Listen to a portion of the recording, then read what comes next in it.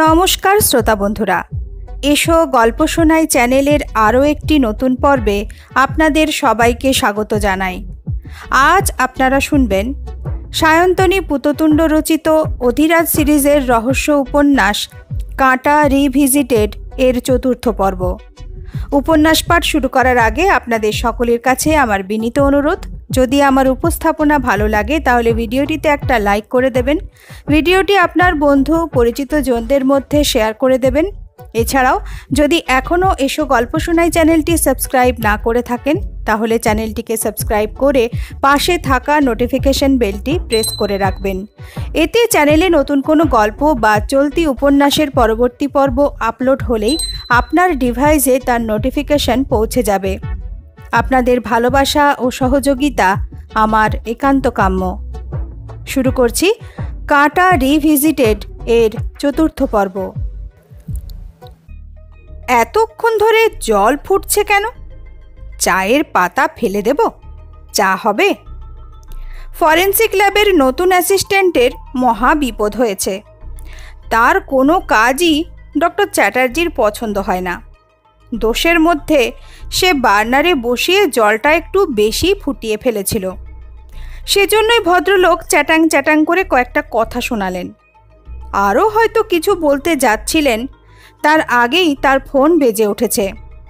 Doctor Chatterjee দেখলেন অধিরাজ phone করছে। হ্যাঁ বলো। ওপাশ থেকে অধিরাজের উদ্বিগ্ন স্বর শোনা গেল। আপনি কোথায়? তিনি ঘাবড়ে গেলেন। ল্যাবে? কেন? আপনি ল্যাবে? আর এদিকে আপনার রাঁধুনি সনদ আপনাকে গরু খোঁজা খুঁজছে। তার বলার ভঙ্গিতে উৎকণ্ঠিত হয়ে ওঠেন তিনিও। সনদ তাকে খুঁজছে কেন? বাড়িতে কিছু দুর্ঘটনা ঘটল নাকি? আমায় খুঁজছে কেন? কি হয়েছে? আরে আপনি আজ সকালে বাজার থেকে যে ল্যাটা মাছগুলো নিয়ে এসেছিলেন সেগুলো সব পালিয়ে গেছে। এবার কি রান্না হবে? ব্যাপারটা হৃদয়ঙ্গম করতে কয়েক সেকেন্ড লাগলো অসীম চ্যাটার্জির। পরক্ষণেই তিনটে লাফ মেরে চিৎকার করে উঠলেন। ফিচেল ছোড়া, এই সাত সকালে ফাজলামি হচ্ছে? ইয়ার্কি মারার জায়গা পাও না? পাজি বাঁদর কোথাকার! খেপে গিয়ে ফোনটা কেটে দিয়েছেন তিনি। পাশের নতুন সহকারীটি সমস্ত কথোপকথনই শুনতে পেয়েছিল। সে মিনমিন করে বলে, স্যার, ইয়ার্কি তো নাও হতে পারে। ল্যাটা মাছ এমনিতেই বেশ পিছল, হাত ফসকে পালিয়ে যাওয়া অসম্ভব নয়। ডক্টর চ্যাটার্জি তার দিকে কটমটিয়ে তাকালেন। আরে পালাবে কি করে? আমি তো মাছগুলো কাটিয়ে এনেছি। কাটা মাছ কখনো পালায়? সহকারীটি থতমত খেয়ে চুপ করে যায়। তিনি ভয়ানক ভ্রুকুটি করে বিড়বিড় করে বললেন, কিন্তু বেটা জানলো কি করে যে আজ আমি বাজার থেকে ল্যাটা মাছ এনেছি? সিম্পল। এবার ডক্টর চ্যাটার্জির তথাকথিত পাজি বাঁদরটি সরাসরি ফরেন্সিক ল্যাবে ঢুকে পড়েছে। আমার বাবা আজ সকালেই আপনাকে বাজারে ল্যাটা মাছ দর করতে দেখেছেন, সেই সূত্রেই জেনেছি। এতে আমার কোনো কৃতিত্ব নেই। তিনি কটমট করে তার দিকে তাকিয়েছেন। পারলে এখনই যেন ধরে জ্বালিয়ে দেন। তোমার সেই চক্ষুষ্মান অন্ধ লেজুরটিকে কোথায় রেখে এলে? চিবিয়ে চিবিয়ে বললেন ফরেন্সিক এক্সপার্ট। যে বেটা ভিকটিমকে বাইকের ধাক্কা খেতে দেখেছিল, তাকে একটা বিশেষ কাজে পাঠিয়েছি। এখন থেকে 24 ঘন্টা অবধি সে তপনাচার্যকে ফলো করবে। অধিরাজ হাসল। তার কোটার দাঁত খিচুনিটা আমাকেই দিতে পারেন, আপত্তি নেই। দাঁত খিচুনি তো খেতেই হবে। তিনি ফায়ার হয়ে বলেন, একটা কেস সলভ করতে গিয়ে প্রায় লাশের স্তূপ বানিয়ে ফেলছ। উল্টো পাল্টো দেখছো, ভুলভাল স্টেটমেন্ট দিচ্ছ, তাতেও রক্ষা নেই। যত বিটকেল বিটকেল জিনিস এভিডেন্স ব্যাগে পুরে ফরেন্সিক ল্যাবে পাঠাচ্ছ। আর্মির হুইসেল, ব্লো পাইপের কাটা টুকরো, ডাট, বাঁশের মতো দেখতে লম্বা বাঁশি, ইনহেলার। পেয়েছোটা কি? এটা ফরেন্সিক ল্যাব না ভাগাড়? রাগ করছেন কেন? অধিরাজের মুখে ঠান্ডা হাসি। বাঁশিটা বাজিয়ে দেখেছেন? জব্বর জিনিস কিন্তু। শিওর, আমি বাঁশি বাজাচ্ছি। বলতে বলতেই তিনি কেবিনের দিকে হাঁটা মেরেছেন। লাশের পোস্টমর্টেমটা তুমিই করে নিও। অধিরাজ হাসতে হাসতেই চেপে ধরে তার হাত। খুলির ভিতরে এত গরম থাকলে বাইরে খরা হওয়াটাই স্বাভাবিক doctor. Cool down, cool down. রোজ সকালে জলজিরা খেয়ে মাথা ঠান্ডা করুন, তবেই তো ফসল ফলবে। আর আমরাও আপনার জন্মদিনে চিরুনি গিফট করার সৌভাগ্য লাভ করব। ডক্টর চ্যাটার্জি একটা অগ্নিদৃষ্টি তার দিকে ছুঁড়ে দিয়ে ক্ষান্ত দিলেন। ফরেন্সিক ল্যাবের একদিকেই শায়িত ছিল মৃতদেহটা। সেদিকে এগিয়ে যেতে যেতেই বললেন, জলজিরা আমার সহ্য হয় না, খেলেই গা বমি বমি করে। দুনিয়ার কোনো ভালো জিনিসই আপনার সহ্য হয় না। কি? কিছু নয়। নিরীহ মুখ করে চেপে গেল অধিরাজ। বডিটা, হ্যাঁ সেটার কথাতেই আসছি। ডক্টর চ্যাটার্জি লাশের ওপরে সাদা চাদরটা সরিয়ে দিয়েছেন। মৃত্যু যথারীতি একইভাবে হয়েছে। মেডালা অবলাঙ্গেটায় রাজকাঁকড়ার কাঁটা ফুটেই মারা গেছে লোকটা। তবে এই প্রথম কিছু কমন ফ্যাক্টর মিসিং। এই লাশের পেটে কোনো খাবার পাওয়া যায়নি অ্যালকোহলের ট্রেসও। তবে হাতে ছ্যাঁকার দাগটা আছে। আর মজার কথা, ওর হাতে কিছু মোমের ট্রেসও আছে। অধিরাজ লাশের হাতটা দেখল। অবিকল সেই একই রকম ছ্যাঁকার দাগ দুটো আঙুলে। তার মুখে চিন্তার ছাপ পড়ে। প্রত্যেকটা লাশের হাতেই এমন ছ্যাঁকার দাগ কেন? তোমার তিসমার খান জানিয়েছিল যে একটা বাইক এসে লোকটাকে ঠুকে দিয়েছিল। তিনি বললেন, কিন্তু ফরেন্সিক বলছে যে আসলে তেমন কিছুই হয়নি। এই দেখো লোকটার হাঁটু আর তলপেট। আঙুল দিয়ে হাঁটু আর তলপেটের অংশটা দেখালেন ফরেন্সিক এক্সপার্ট। কোনো উন্ড, দাগ বা কালশিটে দেখছো? একটা বাইক ফুল ভেলোসিটিতে এসে ঠুকে দিলে এরকম অক্ষত থাকতো? ইনফ্যাক্ট আমি এক্স রে করিয়েও দেখলাম, হাড়ে কোনো ক্র্যাক নেই। লোকটার পরনের জামাকাপড়ও পরীক্ষা করে দেখেছি, সেখানে কোথাও একটা সুতো ওঠেনি। তুমি নিজেও তো বাইক চালাও, কি মনে হয় একটা গোদা বাইকের ধাক্কা খেলে একটা লোকের দেহ এরকম স্পটলেস থাকতে পারে? অধীরা চিন্তিত মুখে ঘাড় নাড়ায়। সত্যি বাইকের ধাক্কা খাওয়ার পর এমন অক্ষত দেহ থাকার কথা নয়। অর্ণব তবে কি দেখল? নাকি আরোহী আদৌ মদনকে আঘাত করতেই চায়নি? কিন্তু অর্ণবের কথা অনুযায়ী সে একেবারে হুড়মুড় করে এসে পড়েছিল ওর ওপরে। এমন ওস্তাদ বাইক রাইডার খুব কমই আছে যারা সঠিক সময়ে বাইক থামাতে পারে। অর্ণবের কথা সত্যি হলে এ কোনো ওস্তাদ বাইক রাইডারেরই কাজ, যে আদৌ মদনকে ঠুকে দিতে চায়নি, শুধু তার ঘাড়ের ওপর এসে পড়েছিল, অথচ অত্যন্ত কৌশলে গায়ে একটা আঁচড়ও লাগতে দেয়নি। তবে তার উদ্দেশ্য কি ছিল? কাঁটা ফোটানো? তপনাচার্য তবে কি মিথ্যে বললেন? খুনগুলো সরাসরি তিনি করেননি, সঙ্গে অন্য কেউ আছে, তৃতীয় ব্যক্তি কেউ আছে এর মধ্যে। আর বাঁশিটা, সেটা পরীক্ষা করে দেখেছেন? দেখেছি, ওটা সাধারণ একটা বাঁশি, অন্য কিছু নয়। ব্লো পাইপ তো নয়।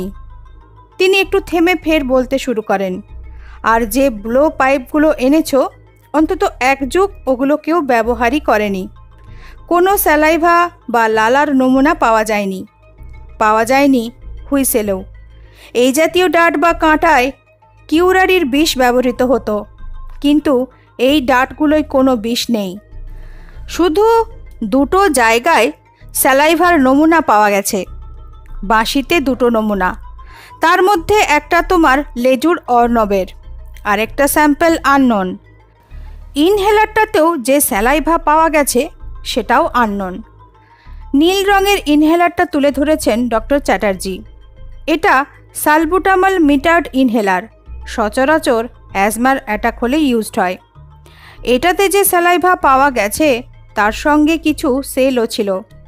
যদিও নমুনা অনেক পুরনো, এর মালিক অনেক আগে এটা ব্যবহার করেছেন, কিন্তু সেই পুরনো নমুনাতেও কিছু কিছু জিনিস পাওয়া গেছে। বিশেষত পাওয়া গেছে নাইট্রিক অক্সাইড সিনথেস 1 বা NOS1, এক জাতীয় এনজাইম বলতে পারো। মানুষের ক্ষেত্রে বলা হয় NOS1 জিন, যার স্যালাইভা তার asthma, schizophrenia, restless leg syndrome বা বাইপোলার ডিসঅর্ডারের সম্ভাবনা থাকতে পারে। এর মধ্যে অ্যাজমা তো ছিলই, নয়তো আর ইনহেলারটা এলো কোথা থেকে? ওই 4 জনেরই কারুর হবে। না, 2 জনের কারুর। ডক্টর চ্যাটার্জি মাথা নাড়লেন।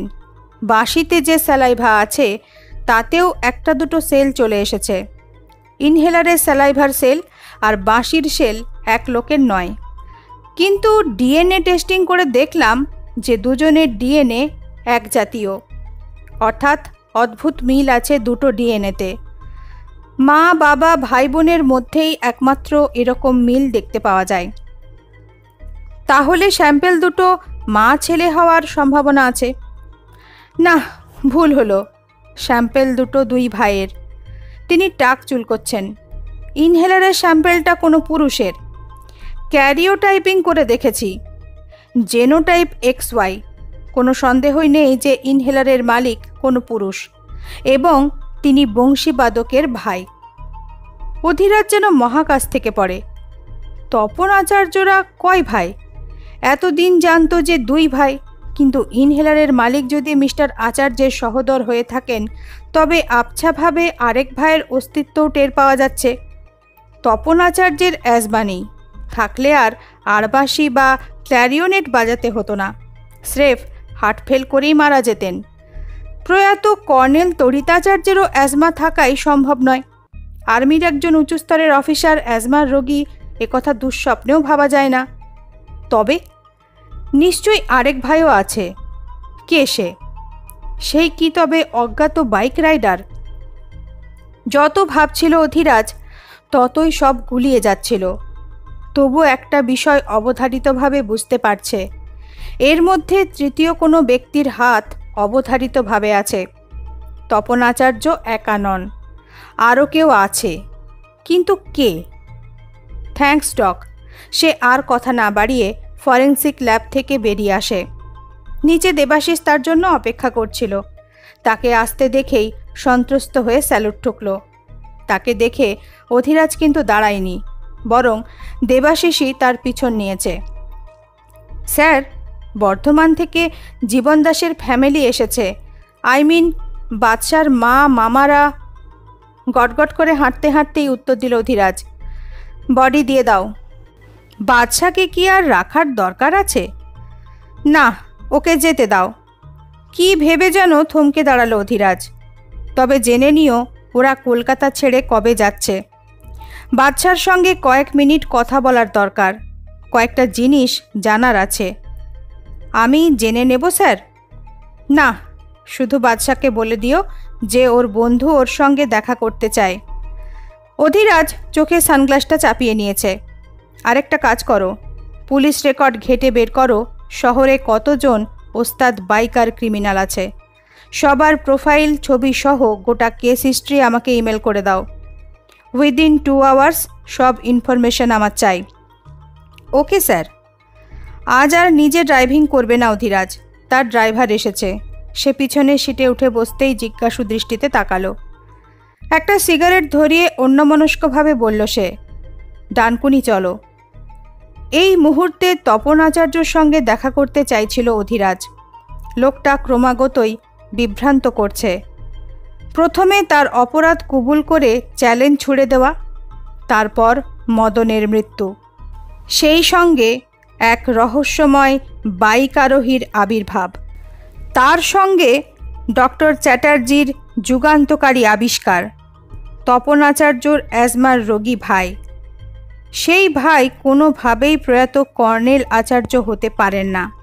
তবে কে? ঘটনাগুলো কি সব আলাদা, না একটা আরেকটার সঙ্গে জড়িয়ে আছে? তপন আচার্য কি কাউকে লুকোতে চাইছেন? একের পর এক সিগারেট পোড়াতে পোড়াতে সে অর্ণবকে ফোন করল। Yes sir. কোথায় আছো? ডানকুনিতেই, মিস্টার আচার্যর বাড়ির সামনে। ফাইন। একমুখ ধোঁয়া ছেড়ে বলল অধিরাজ। বলার মতো ঘটনা কিছু আছে? কিচ্ছু না স্যার, অর্ণব জানায়। সকাল থেকে ও বাড়িতে তাণ্ডব হচ্ছে। যে মেয়েটি ও বাড়িতে ঠিকা কাজ করে সে বেচারি আজ ঝাড় খেয়ে মরেছে, সেই বৃত্তান্তই শুনছি। অধিরাজ তার কথায় বেশ মজা পেয়েছে। ঝাড়ের বৃত্তান্ত কে শোনালো তোমায়? মিস্টার আচার্যর বাড়ির ড্রাইভার, তার সঙ্গে দোস্তি পাতিয়ে নিয়েছি। কাল সে চলে গিয়েছিল। সকাল 10টা থেকে বিকেল 5টা অবধি তার ডিউটি। 5টার পর আর বেরোন না মিস্টার আচার্য। বড়জোর কাছে পিঠে একটু হাঁটেন, তাই ড্রাইভারের প্রয়োজনও পড়ে না। সে বলল, মালিকের ওপর প্রচুর খার আছে লোকটার। পেটের দায়ে ড্রাইভারি করে বটে, তবে মালিককে দু চক্ষে দেখতে পারে না। বাহ, খার থাকা ভালো, খবর বের করতে সুবিধে হয়। আর খবর স্যার? সে বিমর্ষ গলায় বলে, বেটা আমায় চাকরির জন্য ধরে পড়েছে। 2 মিনিট এদিক ওদিক হলে বা ডিউটিতে আসতে একটু দেরি হলেই ওর মালিক নাকি যাচ্ছে তাই করে। ইংরেজিতে ভুলভাল গালাগালি দেয়। আমাকে একজন শান্তশিষ্ট নিরীহ মালিক খুঁজে দিতে বলছে। আমি এখন শান্তশিষ্ট মালিক কোথায় পাই বলুন তো? চিন্তার কি আছে? অধিরাজ হাসল। ওকে আমাদের ফরেন্সিক এক্সপার্ট ডক্টর অসীম চ্যাটার্জির কাছে পাঠিয়ে দাও। 2 দিনেই ক্ষমা দে বলে পুরনো মালিকের কাছেই ফিরে যাবে। অর্ণব হেসে ফেলল। ড্রাইভারের সঙ্গে বন্ধুত্ব পাতিয়ে ভালোই করেছ। ভিতরের খবর জানতে সুবিধে হবে। অধিরাজ সিগারেটের অবশিষ্টাংশ গাড়ির মেঝেতে ফেলে দিয়ে পা দিয়ে পিষতে পিষতে বলে, তবে এখন কোনো অজুহাতে ওখান থেকে কেটে পড়ো। আমি আর কিছুক্ষণের মধ্যেই ওখানে পৌঁছচ্ছি। Okay sir. তপন আচার্যর বাড়িটা দিনের বেলায় ততটা ভয়ঙ্কর লাগে না, বরং রাতের বেলায় এর বিষণ্ণতাটা তেমন টের পাওয়া যায় না। এখন দেখলে বোঝা যায় যে একসময় খুব ভালো সময় দেখেছে বাড়িটা। এখন যেন বেদনার বোঝা নিয়ে চুপ করে আছে।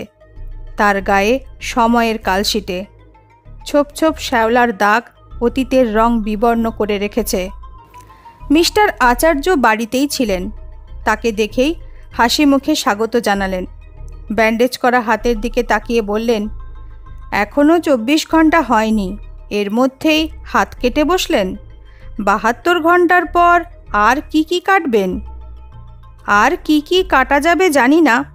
বাঁশিগুলোর দিকে সন্দেহজনক দৃষ্টিতে তাকাতে তাকাতে বলল অধিরাজ, তবে যেটা প্রথমেই কাটা যাবে সেটা হলো নাক।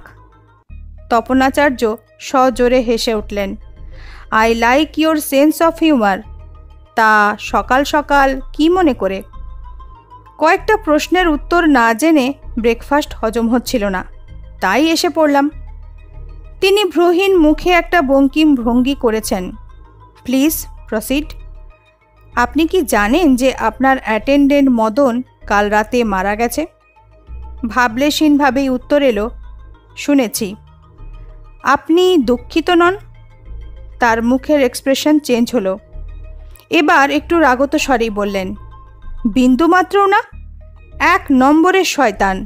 মরে গেছে, ভালোই হয়েছে। দুনিয়ার একটা পাপ কমেছে।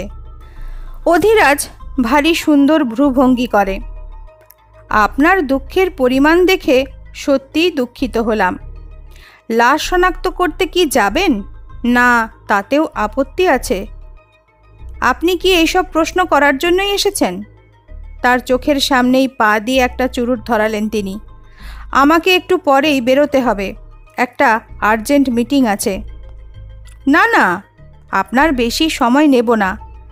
অধিরাজ বিনয়ের অবতার। আর শুধু 2টো প্রশ্ন করার ছিল। করে ফেলুন। আপনার কোনো ভাইয়ের অ্যাকিউট অ্যাজমা আছে? তপনাচার্য যেন এই প্রথম চমকে উঠলেন, তবে মুহূর্তের মধ্যেই সামলে নিয়েছেন। তার মুখে ফের বজ্জাতিমার্কা হাসিটা ফিরে এসেছে। তার মানে কাল আপনারই এ ঘরে শুভাগমন হয়েছিল? আস্তে আস্তে বললেন, অত কষ্ট করতে গেলেন কেন? আমাকে বললেই দরজা খুলে রাখতাম। জানলা ভেঙে ঘরে ঢোকাটা আর যাই হোক, পুলিশোচিত কাজ হয়নি। টিটেনাস নিয়েছেন তো? আজ্ঞে হ্যাঁ। সে আরও বিনীত। আপনার জানলাটার জন্যও দুঃখিত। আশা করি এর মধ্যেই মেরামত করে ফেলবেন। যাই হোক, প্লিজ বলুন, আপনার কোন ভাইয়ের অ্যাকিউট অ্যাজমা আছে? তপনাচার্য কিছুক্ষণ চুপ করে থাকলেন। কি উত্তর দেবেন ভাবছেন। বেশ কিছুক্ষণ ভেবে উত্তর দিলেন, এখন নেই, তবে আগে ছিল আমার। অধিরাজ তার দিকে শানিত দৃষ্টিতে তাকিয়ে থাকে। তার বলার ভঙ্গিতেই স্পষ্ট যে তিনি মিথ্যে বলছেন। তার জন্মেও অ্যাজমা ছিল না, থাকলে স্যালাইভার স্যাম্পেলেই ডক্টর চ্যাটার্জি তার ট্রেস পেতেন। আপনারা কজন ভাই? হাস্যকর প্রশ্ন। তপনাচার্য বিরক্ত হয়ে বলেন, আপনার জেরা শেষ হয়ে থাকলে এখন আসতে পারেন। অনুরোধ নয়, একেবারে স্পষ্ট আদেশ। অধিরাজ বুঝল তিনি কাউকে আড়াল করার চেষ্টা করছেন। সে আর কথা বাড়ায় না, শুধু বাঁশিগুলোর দিকে তাকিয়ে দেখতে দেখতে বলল, আপনার যদি আপত্তি না থাকে তবে 5 মিনিট আমি বাঁশিগুলো একটু নেড়েচেড়ে দেখতে পারি? ভদ্রলোক হেসে ফেললেন। বাঁশির প্রতি আপনার এত অনুরাগ দেখে ভালো লাগলো। 5 মিনিট কেন, আপনি ওগুলো অফিসে বা বাড়িতেই নিয়ে যেতে পারেন। দাঁড়ান, শিবু, শিবু! হাঁক ডাক শুনে ড্রাইভার ছুটে এলো। তার দিকে সহাস্য দৃষ্টিতে তাকিয়ে বললেন, এখানে যে কটা বাঁশি আছে সবগুলো খুব সাবধানে এই সাহেবের গাড়িতে তুলে দিয়ে এসো। দেখো যেন একটাও পড়ে গিয়ে ভেঙে না যায়। ভাঙলে আমি তোমার মাথা ভাঙব, বুঝেছ? শিবু মাথা নেড়ে জানায় সে বুঝেছে। নিজের হাতে আপনার গাড়িতে তুলে দিতে পারলে ভালো লাগতো। তপনাচার্য বিষণ্ণ হাসলেন। কিন্তু আমি অক্ষম লোক, প্লিজ ডোন্ট মাইন্ড। অধিরাজ তার দিকে তাকিয়ে মৃদু হাসল। এগুলো নিশ্চয়ই ফেরতযোগ্য? হ্যাঁ, ফেরতযোগ্য, তবে আরও কয়েক ঘন্টা পর। তার চোখে কুটিলতা। আপনিও তো ফেরতযোগ্য, আর কয়েক ঘন্টা পরেই আমার সম্পত্তি। ভদ্রলোকের এক কথা। অফকোর্স। অধিরাজের মুখে মোলায়েম হাসি। গোটা ব্যাপারটাই ভাইস ভার্সা, চিন্তা করবেন না। চিন্তিত মুখে নিজের কেবিনে বসেছিল অধিরাজ। কিছুতেই যেন মিলছে না গোটা ঘটনাটা। তপনাচার্যর মতো একজন সাধারণ মাছের ব্যবসায়ী কি করে খুঁজে পান মেডালা অবলাঙ্গেটার মতো দুরূহ জায়গা? যার হাত নেই সে কিভাবেই বা রাজকাকড়ার কাঁটা ফুটিয়ে খুন করতে পারে? ব্লো পাইপ দিয়ে? তবে ব্লো পাইপটা আছে কোথায়? বাঁশিগুলোর একটা কি? তাই বা কী করে সম্ভব? বাঁশি বাজাতে বাজাতে কেউ খুন করতে পারে? ওই অজ্ঞাত বাইক আরোহীর ভূমিকা কি? সেই কি আসল খুনি? তবে তপনাচার্য নিজেই খুনের দায় নিলেন কেন? অ্যাজমার রোগ আচার্য ফ্যামিলির কোন ছেলের আছে? দুজনের একজনও ওই রোগটাই আক্রান্ত নয়, তবে তৃতীয় কেউ? তপনাচার্য এখানেও রোগটা নিজের ঘাড়ে নিলেন। এই অভাবিত স্যাক্রিফাইসের মানে কি? সে চিন্তায় চিন্তায় ক্রমশই বিভ্রান্ত হয়ে পড়ছিল। দেবাশিস ইতিমধ্যেই বাইক এক্সপার্ট ক্রিমিনালদের লিস্ট পাঠিয়ে দিয়েছে। ইমেল খুলে তাদের সবার ব্যাকগ্রাউন্ড অন্যমনস্ক চোখে দেখছে। এদের মধ্যে 7 জন ছেলে, 1 জন মেয়ে। প্রিয়াঙ্কা বর্মা। মেয়েটি আগে ফিল্মে নায়িকার স্টান্ট করত, কিন্তু ফিল্মে নায়িকারা সচরাচর বাইকে চড়ে না। বাধ্য হয়ে সে বাইক ট্রেনিং সেন্টার খোলে। তাতেও বিশেষ সুবিধা না হওয়ায় চলে আসে অপরাধ জগতে। ব্যাংক লুট, কেপমারি, কিডন্যাপিং, অপরাধের লিস্ট নেহাত কম নয়। গত বছর সে জেল থেকে ছাড়া পেয়েছে। এখন কোথায় আছে, কি করছে জানা নেই। এছাড়াও আরেকটা প্রোফাইল তার বেশ ইন্টারেস্টিং মনে হলো। গুরুদেব সিং নামের একটা ছেলে আগে সার্কাসে বাইকের খেলা দেখাতো। বন্ধ লোহার খাঁচায় বাইক স্টান্ট করত, কিন্তু স্টান্ট করতে গিয়েই গুরুতর আহত হয় সে। সার্কাসের দল থেকে তাকে তাড়িয়ে দেওয়া হয়। এরপরই অপরাধ জগতে পদার্পণ। লিস্টও লম্বা। 2 বছর আগে তারও জেল খাটার মেয়াদ শেষ হয়েছে। গুরুদেব সিংয়ের পাত্তা এরপর আর পাওয়া যায়নি। বাদবাকিদের এখনও জেল থেকে বেরোবার সময় হয়নি। শুধু এই দুজনই বাইরে আছে, আর এই দুজনের আচার্য ফ্যামিলির সঙ্গে কোনো সম্পর্ক নেই। অধিরাজ মন দিয়ে প্রিয়াঙ্কা বর্মা আর গুরুদেব সিংয়ের ফটো দেখছিল। একেবারেই নিরীহ বিশেষত্বহীন চেহারা। দেখলে মনে হয় না যে দুজনেই ওস্তাদ বদমায়েশ। তবে যতই দুষ্কর্ম করে থাক, দুজনের একজনও এখনো পর্যন্ত মার্ডার করেনি। বন্ধু? একটা মিষ্টি গলার স্বর শুনে সে সচকিত হয়ে ওঠে। বাদশাহ তার কেবিনের দরজা খুলে উকি মারছে। পিছনে অপ্রস্তুত মুখে দেবাশিস। আপনার সঙ্গে দেখা করার জন্য বড্ড জেদ করছিল স্যার, তাই নিয়ে এলাম। অধিরাজ বাচ্চাটার দিকে তাকিয়ে সস্নেহ হাসে। বেশ করেছ, আসুন জাহাপনা। সে চেয়ার থেকে উঠে দাঁড়িয়েছে। বাচ্চার হাবভাব একটু সন্ত্রস্ত। জমকালো কেবিন দেখে বোধহয় একটু ঘাবড়েই গেছে। বাচ্চাটাকে কোলে তুলে নিয়ে আদর করে বলল অধিরাজ, জাহাপনার মা এসেছেন শুনলাম। এবার তো বন্ধুকে ছেড়ে টাটা বাই বাই করে চলে যাবেন হুজুর। কখনো মনেও পড়বে না। বাদশা বলল, আমি বড় হলে একা একা চলে আসব তোমার সঙ্গে দেখা করতে। হুজুর যতদিনে বড় হবেন ততদিনে এই বন্ধুটা বুড়ো হয়ে মরে যায় যদি। তার মুখ চেপে ধরল বাদশা। মাথা নেড়ে বলে, ও কথা বলতে নেই। অধিরাজ হো হো করে হেসে উঠেছে। তাকে কোল থেকে নামিয়ে নিজের চেয়ারে বসিয়ে দিল। সকৌতুকে জানতে চাইল, সকালবেলা হুজুর আজ কি খেলেন, চাউমিন না মোগলাই? চাউমিন। সে বন্ধুর গলা জড়িয়ে ধরেছে। আচ্ছা, তুমি কি বড় সাহেব? হুম। অধিরাজ মাথা নাড়ল। তুমি বড় সাহেব। আমি না, তুমি। সবাই তোমায় বড় সাহেব বলে। যার খুশি সে বলে। আমি তো তোমার বন্ধু। বাচ্চা ছেলের মতো ঘাড় কাত করে বলল সে। তাছাড়া আমি এখন বড় সাহেব নই, এখন তুমি বড় সাহেব। ব্যাপারটা ছেলেটার ছোট্ট মাথাটাই ঢুকল না। অধিরাজ তাকে বুঝিয়ে বলে, যে চেয়ারটায় তুমি বসে আছো ওটা বড় সাহেবের চেয়ার। আমি এতক্ষণ বসেছিলাম, তাই সবাই বড় সাহেব বলছিল। এখন কে বসে আছে? বাদশা বলল, আমি। তবে বড় সাহেব এখন কে হলো? সে খিলখিলিয়ে হাসে, সুর করে বলে, আমি। তবে তবে অধিরাজ তাকে কাতুকুতু দিতে দিতে বলে, কে বড় সাহেব, কে বড় সাহেব? বাদশা হাসতে হাসতে গড়াগড়ি দিচ্ছে। কখনো ছদ্ম রাগে গাল ফোলাচ্ছে, কখনো বন্ধুকে জড়িয়ে ধরছে।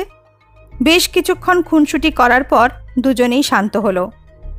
আচ্ছা বন্ধু, বাদশার ঘেটে যাওয়া চুল সযত্নে গোছাতে গোছাতে বলল সে, তুমি বাবার সঙ্গে কলকাতায় এসেছিলে কেন বলো তো?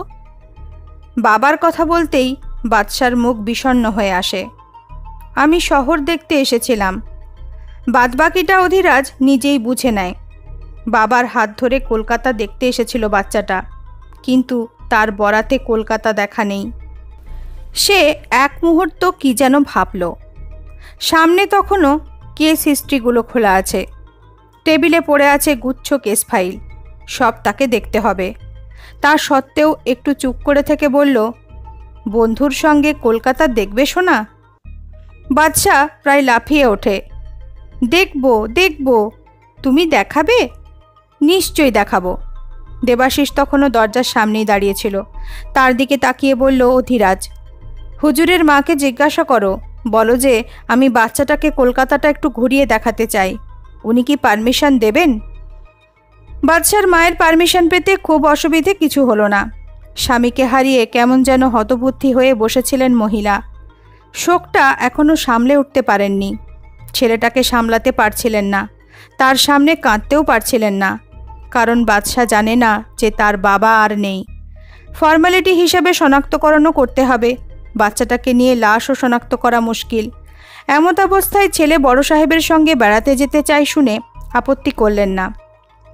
অধিরাজ তার সমস্ত কাজকর্ম ছেড়ে বাদশাকে নিয়ে বেরিয়ে পড়ল কলকাতা ঘুরতে। গোটা দিন ধরে তারা শুধু ঘুরে বেড়ালো। গঙ্গায় নৌকো চড়ল। গঙ্গার বুক থেকে দ্বিতীয় হুগলি সেতু দেখতে পেয়ে বাদশার কি নাচানাচি। তারপর ভিক্টোরিয়া মেমোরিয়াল, ময়দান, ইডেন গার্ডেন, জাদুঘর, একে একে সব দেখা হলো। শপিং মলে ঢুকে বাচ্চাটার পছন্দ মতন খেলনাও কেনা হলো। নিকো পার্কে হরর হাউস দেখে বাদশা ভয়েই ঠান্ডা। বাবারে বাছারে করে তাকে বোঝাতে হলো, ভূতগুলোও আসলে সব খেলনা, একটাও আসল নয়। একই অবস্থা সায়েন্স সিটিতেও। ডাইনোসর দেখে সেই যে লাফ মেরে অধিরাজের কোলে চড়ে বসলো, আর নামার নাম নেই। অবশেষে সারাদিন নেচে কুঁদে বাইরে পেট পুরে খাওয়া দাওয়া করে রাত্রে দুজনে ফিরছিল। বাদশা খুব খুশি। তার কলকাতা দেখা হয়েছে। সে আজ একটা মস্ত বড় হোটেলে গিয়ে রাতের খাবার খেয়েছে।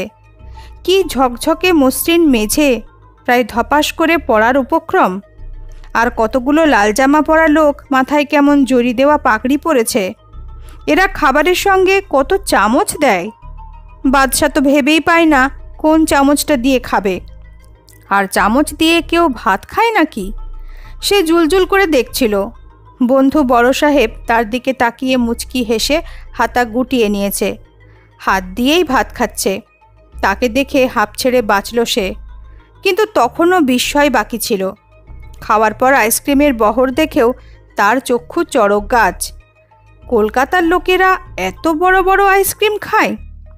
এত বড় আইসক্রিমের গোটাটা সে একা খাবে? ভাবতেই অবাক লাগে বাদশার। অধিরাজ মাঝে মধ্যেই আর চোখে তার দিকে তাকাচ্ছিল। কলকাতার রাস্তায় গাড়ির সঙ্গে সঙ্গে বাইকেরও সমাগম। ছেলেটা বাইক দেখলেই কেমন যেন গুটিয়ে যাচ্ছে। সে এতক্ষণ ধরে কিছু বলেনি, শুধু বাচ্চাটার রিয়াকশন দেখে যাচ্ছে। বাইক দেখলেই কি অদ্ভুত আশঙ্কায় বারবার অধিরাজের গা ঘেঁষে আসছে, যেন এক্ষুনি বাইকটা এসে ধাক্কা মারবে। ব্যাপারটা লক্ষ্য করার পর থেকেই সে আরও বেশি করে বাইকগুলোর গা ঘেঁষে গাড়ি চালাচ্ছিল। বাদশা তার ছোট্ট হাত দিয়ে আঁকড়ে ধরে অধিরাজের হাত। কি হলো, ভয় লাগছে? স্তিমিত গলায় বলে বাদশা। কেন? ওই ভটভটিগুলো যদি ধাক্কা মারে? ভটভটি মানে বাইক।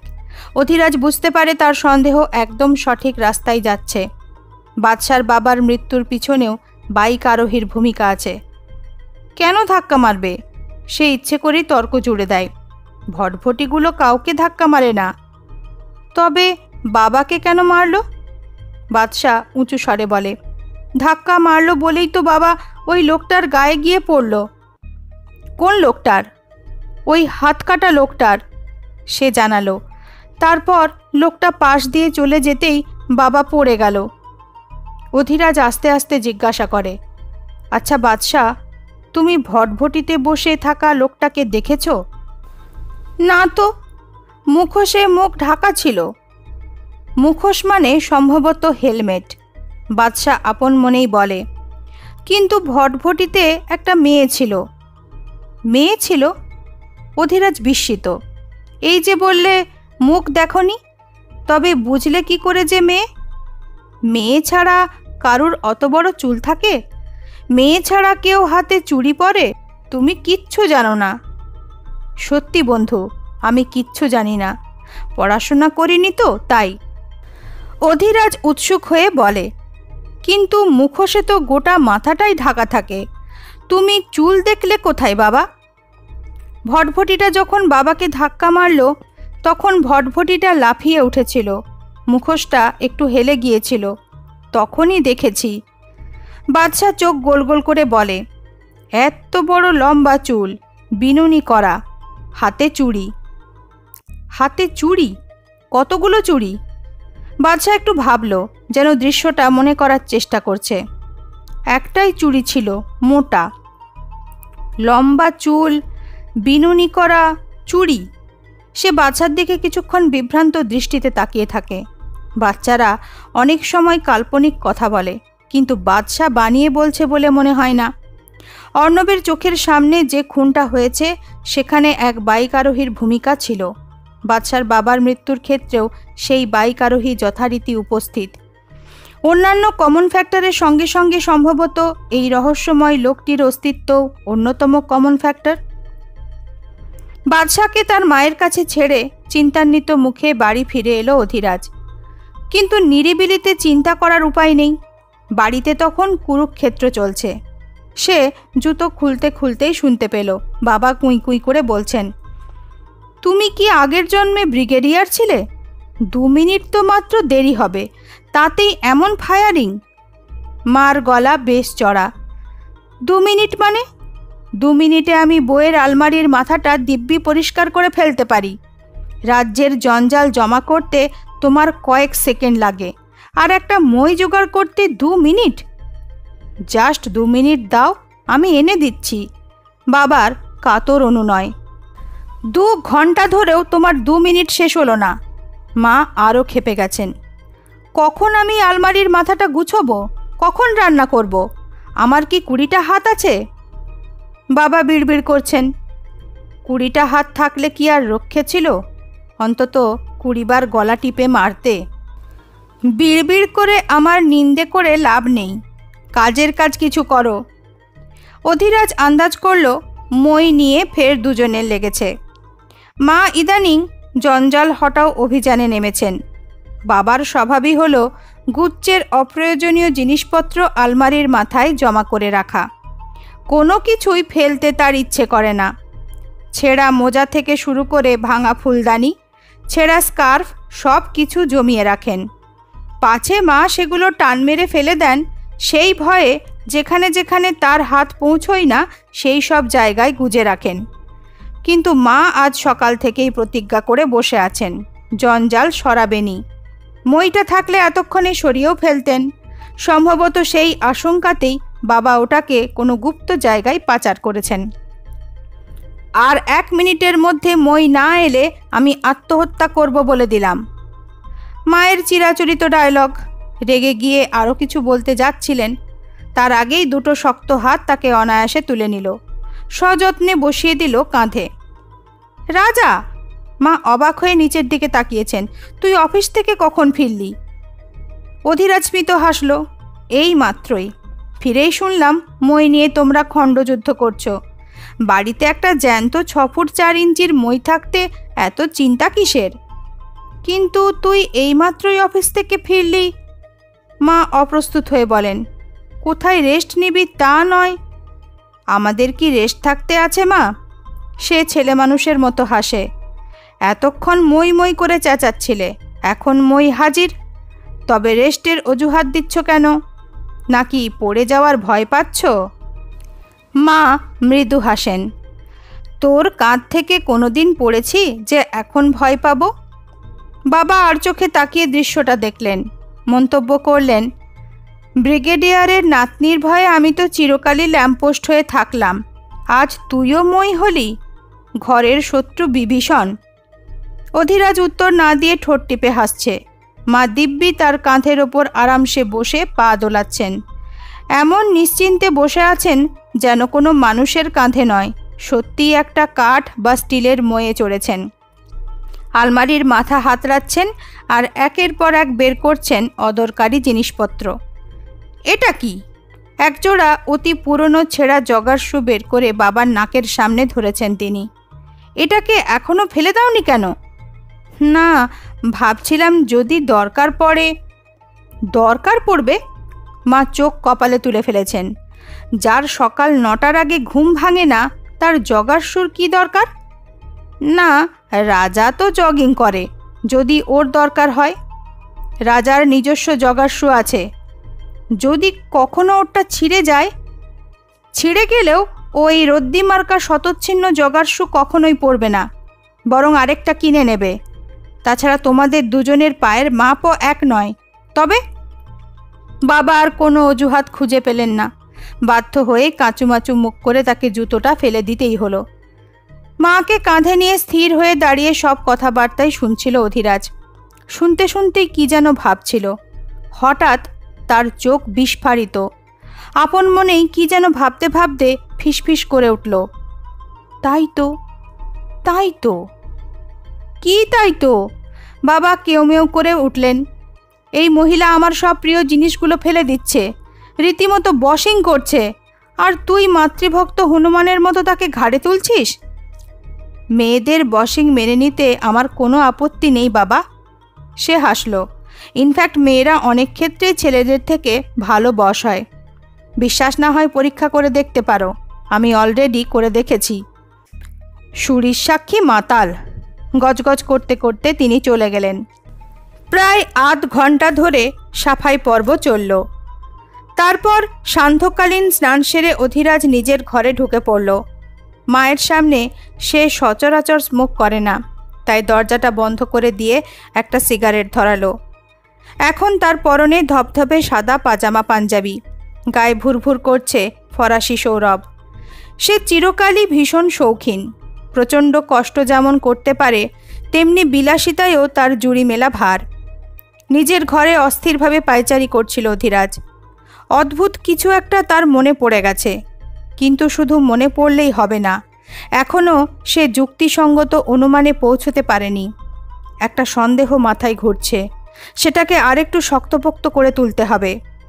সে মোবাইলটা তুলে নেয়, অস্থির আঙুলে অর্ণবের নম্বরটা প্রেস করল। ও প্রান্তে কিছুক্ষণ রিং। ঠিক 15 সেকেন্ডের মাথাতেই ফোন ধরল অর্ণব। বলুন স্যার, তুমি এই মুহূর্তে কোথায়? অর্ণবের দীর্ঘশ্বাসের শব্দ ভেসে এলো। মিস্টার আচার্যর বাড়ির সামনেই এখনও থাবা পেতে বসে আছি।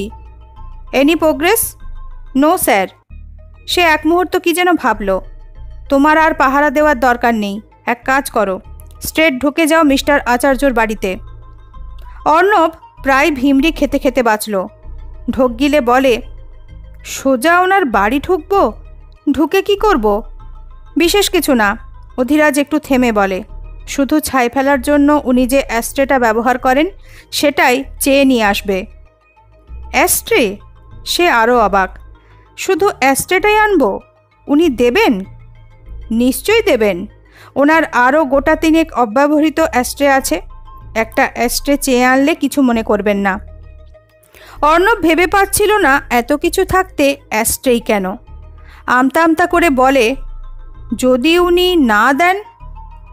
ইন দ্যাট কেস শুধু অ্যাস্ট্রের ভিতরের ছাইটা এভিডেন্স ব্যাগে ভরে আনবে। এনে কাল সকালেই সোজা জমা দেবে ফরেন্সিক ল্যাবে। ডক্টর চ্যাটার্জিকে বলবে ছাইয়ের স্যাম্পেলটা পরীক্ষা করে দেখতে। তার ভিতরে কোনো ফরেন স্যাম্পেল আছে কি না সেটা জানা দরকার। অর্ণব যদিও মাথামুন্ডু কিছু বুঝল বলে মনে হলো না, তা সত্ত্বেও বলল, ওকে স্যার, হয়ে যাবে। অধিরাজ ফোন কেটে দিয়ে বিছানার ওপর শুয়ে পড়েছে। চিত হয়ে শুয়ে পড়ে কি যেন ভাবছে। কিছুক্ষণ চিন্তা করে ফের উঠে বসল। এবার টেনে এনেছে তার ল্যাপটপ। ইমেলের মধ্যে তখনও দেবাশিসের পাঠানো প্রিয়াঙ্কা বর্মা আর গুরুদেব সিংয়ের ছবি দুটো রয়েছে। সে ছবি দুটো ওখান থেকে ডেস্কটপে সেভ করল। প্রিয়াঙ্কা বর্মার মাথায় ছেলেদের মতো ছোট করে ছাঁটা চুল, গুরুদেব সিংয়ের চুলে আবার আর্মি ছাঁট। কিছু না ভেবেই অধিরাজ দুটো ফটোকেই ফটোশপে ফেলল। ছবির ওপরে নিজের মনে আঁকিবুকি কাটছে। ছবি দুটোকে নতুন রূপে সাজাচ্ছে। সাজানো শেষ হয়ে গেলে সে খুব খুঁটিয়ে ফটো দুটো দেখল। দেখতে দেখতেই তার মুখে একটা পাতলা হাসি ভেসে ওঠে। আপন মনেই বলে, বোঝো। শেষ হলো অধিরাজ সিরিজের রহস্য উপন্যাস কাঁটা রিভিজিটেড এর 4র্থ পর্ব। আজ এই পর্যন্তই। উপন্যাসের পরবর্তী পর্বটি নিয়ে তাড়াতাড়ি ফিরে আসব। সবাই ভালো থাকবেন। নমস্কার।